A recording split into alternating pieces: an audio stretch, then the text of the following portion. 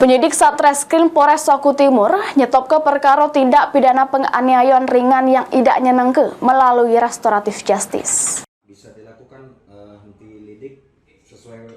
Suasana damai mewarnai pertemuan antara pelapor Sony Nugraha dengan terlapor Jonathan Reynaldo Senchika di ruangan Satreskrim Polres Oku Timur. Juru pertemuan tersebut, baik pelapor sama terlapor sepakat berdamai untuk berhenti ke perkara kasus tindak pidana perbuatan tidak nyenengke, junto penganiayaan ringan yang difasilitasi oleh pihak kepolisian. Selanjutnya, penyidik Polres Oku Timur resmi nutup kasus sama berhenti ke perkara dengan kebijakan restoratif justice, sesudah keduanya milih jalan perdamaian. Kedua belah pihak itu telah melakukan perdamaian, gitu ya.